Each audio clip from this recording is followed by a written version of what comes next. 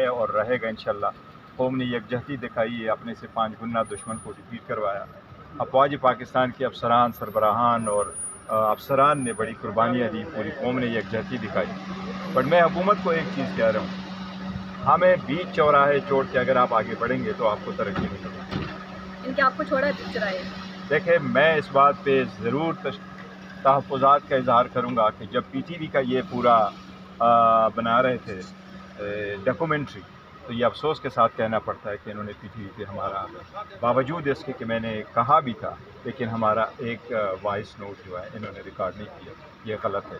ہم قوم کے ساتھ ہیں، ملک کے ساتھ ہے، یکجہتی کے ساتھ ہے، ملک ہمارا ہے، فوج ہماری ہے، لیکن اس میں اگر آپ آگے سے نہیں کچھ ریکارڈ کیا؟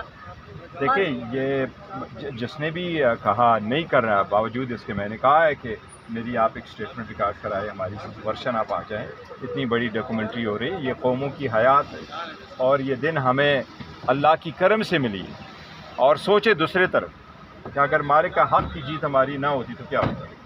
اس لیے یہ قوم کی وقار کا دن ہے، اس کو آپ یکجہتی کے طور پہ منائیں، اس کو الگ کر کے آپ نہ کریں کہ سائڈ لائن یا مناستہ۔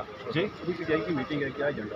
دیکھیں، ایجنڈا تو ہم سارا کنسیڈر کریں گے، اسمبلی کو کس طرح چلانا ہے۔ دوسری بات ہے کہ حکومت کی پرفارمنس کو بھی ہم دیکھ رہے ہیں، مہنگائی بہت بڑھ رہی ہے، پیٹرول کے پرائسز دیکھو، اور دوسری بات ہے کہ ہم چاہتے ہیں، لیکن آپ نے پارلیمنٹ کو بالکل سائڈ لائن کیا ہوا۔ حکومت کی کوئی پالیسی اس پارلیمنٹ کے تھرو نہیں آتی، کبھی کوئی ایک اسٹیٹمنٹ نہیں بتایا جاتا کہ آپ کی بیرونی ممالک سے کیا بات چیت چل رہی ہے۔ عوامی نمائندوں کو کہتا ہے، دیکھو ہماری ڈیموکریسی میں ایک لفظ میں آپ کو کہتا ہوں، دا موسٹ پاورفل ورڈ جو ہماری ڈیموکریسی میں ہے، وہ لفظ آئین میں ابتدا میں یہ لکھا ہے، وی دا پیپل آف پاکستان، اور آپ نے دا پیپل آف پاکستان کو اگنور کر دیا۔ آپ سنگل پرسن پروسیڈ کر رہے ہیں، سنگل پرسن پروسیڈ